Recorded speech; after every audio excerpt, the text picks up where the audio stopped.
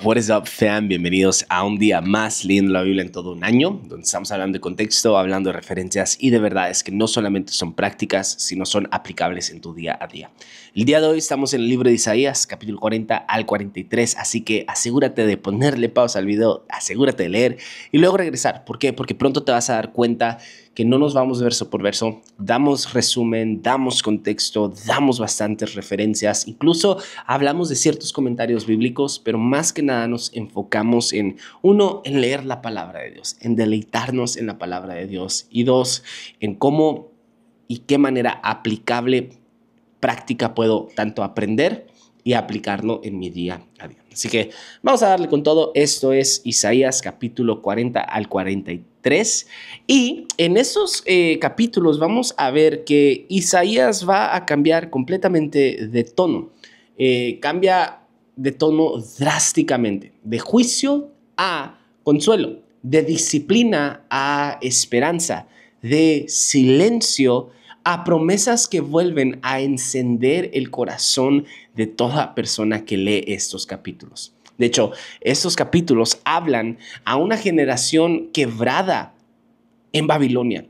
Habla a cualquiera que alguna vez sintió que su pasado lo descalificó. Este episodio en realidad te recuerda algo que simplemente es, o a primera vista es simple, pero es demasiado profundo. Y eso es, si estás respirando, Dios no ha terminado contigo. Si aún tienes oxígeno en tus pulmones, Dios no ha terminado contigo. No importa tu pasado, no importa qué es lo que has hecho, no importa en dónde la embarraste, Dios no ha terminado contigo si aún estás respirando el día de hoy. Es esta esperanza que está disponible para ti, que está disponible para mí. Así que vamos a abordar estos capítulos. De hecho, es una de las secciones que atraen mucho mi corazón. Es una de mis secciones favoritas de todo el libro de Isaías. A partir del capítulo 40 vas a ver que en vez de ser prácticamente profecía narrativa, profecía asertiva, profecía de que confronta, vamos a ver que es una profecía poética ahora, una profecía que trae consuelo, que trae esperanza y que está llena de promesas para todo lector. Y creo que por eso es mi sección favorita de este libro. Vamos a, de hecho, vamos a pasar algunos de los versos que a mí más me gustan de todo el libro. Versos como los que confían en el Señor renovarán sus fuerzas, levantarán el vuelo como las águilas, correrán, no se fatigarán, caminarán y no se cansarán. Versos como, pasarás por el fuego pero no te vas a quemar, pasarás por el agua pero no te vas a ahogar. ¿Por qué? Porque tu Señor está contigo. Así que ahorita vamos a tocar un poquito más esos versos, pero vamos a entrar al resumen, a los contextos que tengo preparado para ti y a las verdades que podemos aplicar juntos el día de hoy. Okay. Isaías capítulo 40 al 43 abre una sección escrita para consolar a los exiliados bajo el dominio babilónico. Okay, entonces, quiero que entiendas de esta parte, ya están en el exilio de Babilonia. Recuerda esta frase que al inicio de Reyes, creo, la dije. Éxodo tuvo que suceder para sacar al pueblo de Israel de la esclavitud de Egipto, pero el exilio tuvo que suceder para sacar a Egipto del corazón de Israel. Bueno, estamos en esta sección. Isaías ya está hablando de esta sección en donde están bajo el dominio, el cautiverio de Babilonia. Ahora, vamos a ver que el tono cambia. Dios declara que el castigo terminó, su pecado ha sido pagado, sin embargo, siguen en el exilio. Dios promete un camino en el desierto, retomando imágenes en realidad que no son palabras bonitas, no es solo poesía escrita, no solamente son palabras atractivas, sino es una imagen directa del éxodo, imágenes que hablan del éxodo que sus antepasados vivieron, pero ahora con una libertad mucho más grande. Surge la figura de un siervo del Señor, anticipando la misión de Jesús y una redención mayor que la salida de Babilonia. Es este destello de luz, es este siervo del cual va a hablar y de hecho va a sonar mucho como Juan, ¿verdad? va a sonar mucho como lo que vemos en el Nuevo Testamento, en todos los evangelios. Recuerda este chiste que di al inicio de esa lectura de Isaías. Isaías es considerado como el quinto evangelio. No te creas, es un chiste salado, pero sí es el libro más citado en todo el Nuevo Testamento. Entonces, hay lenguaje que vas a ver acá que de pronto te va a recordar al Nuevo Testamento. Entonces, es siempre bueno recordarte eso. Pero bueno, no me voy a descarrilar de aquí de lo que estamos viendo. Vamos a entrar al contexto. Isaías, del capítulo 1 al capítulo 39, son mensajes antes del exilio. Es lo que sucede, es esta profecía histórica y narrativa de Isaías. Sin embargo, a partir de Isaías capítulo 40 al último capítulo, al capítulo 66, son palabras para quienes viven en el exilio. Entonces, es como si iniciáramos en realidad segunda de Isaías, por decirlo de cierta manera. Primera de Isaías es Isaías capítulo 1 al 39 y segunda de Isaías es capítulo 40 al 66. Josh, ¿por qué te estás riendo? Porque por supuesto que no hay primera y segunda de Isaías, pero sí quiero que en tu mente puedas compartimentalizar, no, es una palabra en inglés, que puedas dividir estas dos secciones, que lo tengas muy, muy bien en claro que esto es pre-exilio y esto es en el exilio, ¿ok? Asiria deja de ser la amenaza dominante. Recuerda, el episodio de ayer hablamos de esto. Ezequías quería derrocar a Asiria, por eso hace pacto con Babilonia, pero Babilonia termina trayendo el cautiverio. Ahora el problema va a ser Babilonia. Dios anuncia por adelantado a Ciro el Grande 150 años antes como el líder que va a liberar a su pueblo. Literalmente es lo que estamos leyendo. En la antigüedad era común que las profecías fueran cumplidas, preservadas y ampliadas por discípulos, un trabajo colectivo bajo la inspiración del Espíritu. Ahora vamos a prácticamente hablar de eso, vamos a desmenuzarlo un poquito cada contexto que te di, cada idea que te di. Ahora, de hecho, ¿cómo sabemos que cambia de tono drásticamente? Lo estás exagerando, Josh, porque tú tiendes mucho a exagerar cosas. Ok, lo sé. Soy un exagerado, pero quiero que leas conmigo esto y veas lo profundo.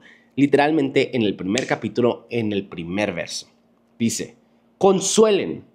2 veces menciona el autor. Consuelen a mi pueblo, dice su Dios.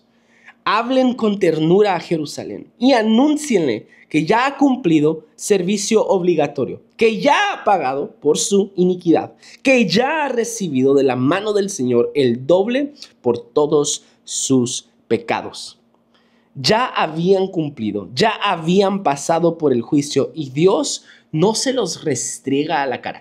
Antes de este capítulo era como que si Dios estaba pum, o sea, estaba atacando con todo, recuerda, sin pelos en la lengua, les estaba dejando caer todo el peso de la ley, todo el peso del juicio, todo el peso de la justicia en realidad. Pero a partir de acá es como que borrón y cuenta nueva. No me importa lo que hiciste.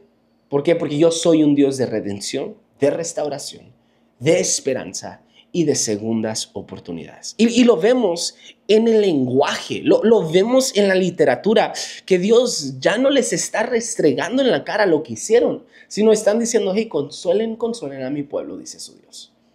Ya han cumplido el servicio obligatorio. Ya han pagado su iniquidad. Y eso se me es fascinante porque a partir nuevamente, y sé que lo estoy repitiendo bastante, pero a partir de esos capítulos vamos a ver el cómo Dios no ha terminado con nosotros.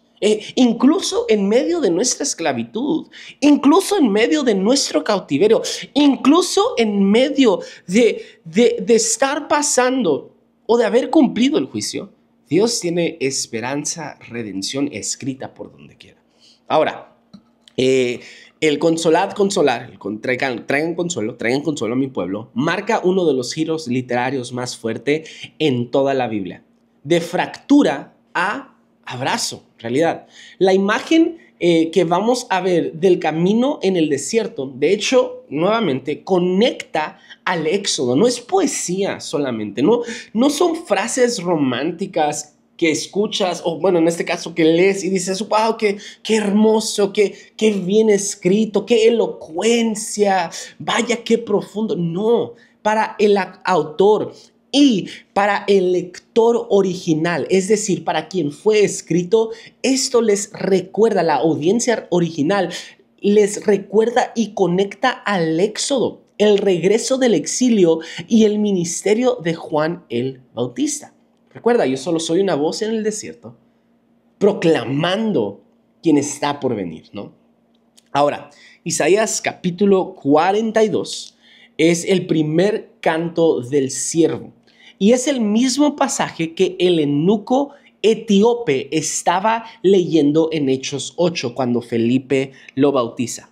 Ahora, lo que es muy, muy interesante es que esto prácticamente es referencia no solamente en el Nuevo Testamento, en Hechos capítulo 8 con Felipe, sino es referencia a eunucos. Lo voy a leer. Este es mi siervo a quien sostengo, mi escogido en quien me deleito. Sobre él he puesto mi espíritu y llevará justicia a las naciones. No clamará, ni gritará, ni alzará su voz en las calles. No acabará de romper la caña quebrada, ni apagarán la mecha que apenas arde. Con fidelidad hará justicia. No vacilará ni se desanimará hasta implementar la justicia en la tierra, y en su enseñanza las costas lejanas podrán su esperanza. ¿Qué es lo interesante y qué es lo que conecta al eunuco etíope?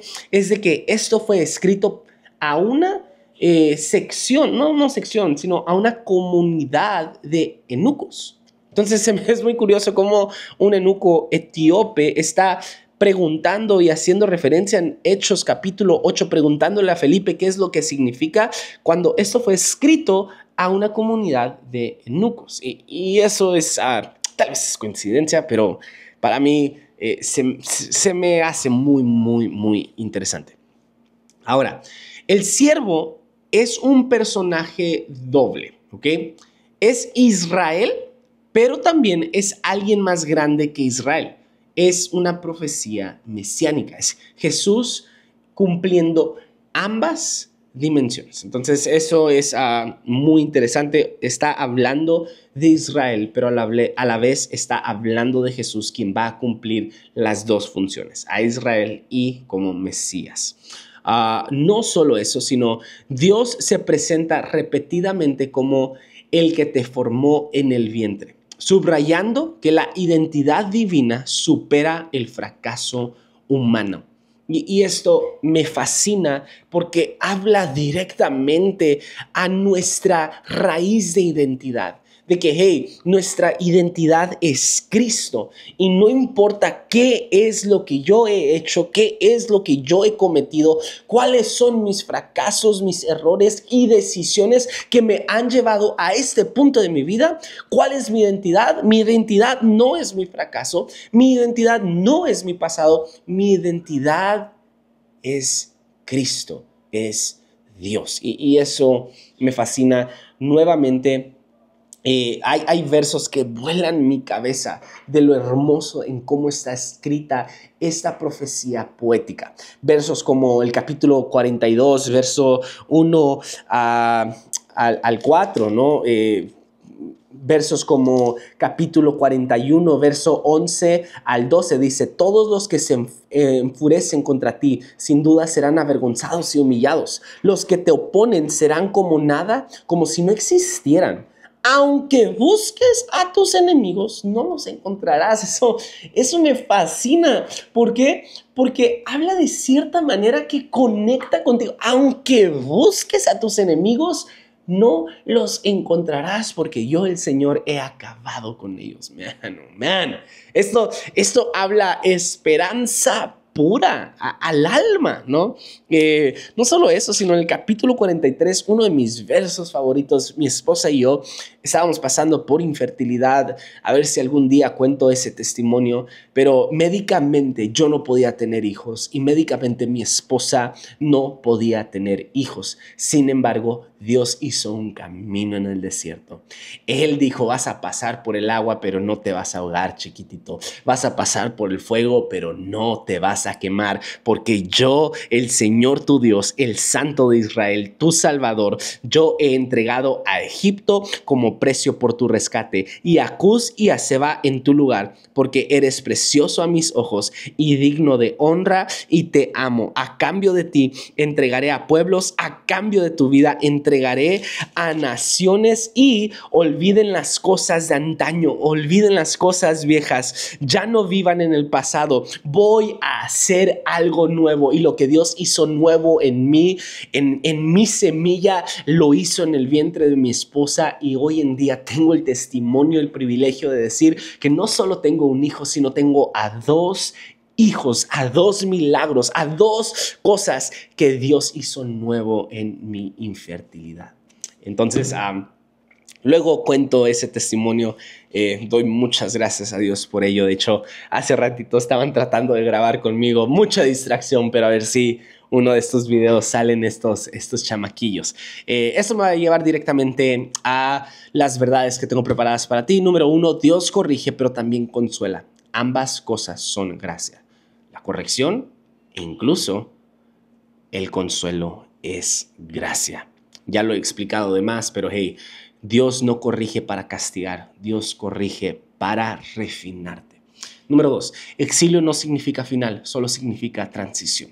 Recuerda, esclavitud, cautiverio no significan tu final. Si tú estás en una de esas situaciones, en uno de esos problemas, quiero recordarte, tu problema no es tu final. Tu problema solo es el comienzo de una transición a una mejor vida. Número 3, antes de abrir un camino, Dios siempre envía su palabra. Número 4, la redención no comienza cuando termina el dolor, no, sino cuando decides confiar en Dios en medio de él. Si hoy estás en dolor, hoy tienes la oportunidad de confiar en él, y verás que la redención ha comenzado en cuanto tú has decidido confiar en él. ¿Sabes? Cuando te sientes lejos, cansado o marcado por decisiones pasadas, hey, Isaías 40 en adelante te recuerda algo eterno. Tu exilio no es tu final. Dios está escribiendo capítulos que aún no has leído. Él camina contigo, Él te llama por nombre y te asegura, no temas, que yo, tu Dios, estaré contigo. No estás abandonado, no estás descalificado. El Dios que abrió caminos en el mar está abriendo uno para ti. Vamos a seguir leyendo y vamos a seguir empujando. Hey, nos vemos el día de mañana. Espero que este episodio sea de bendición. Bendiciones.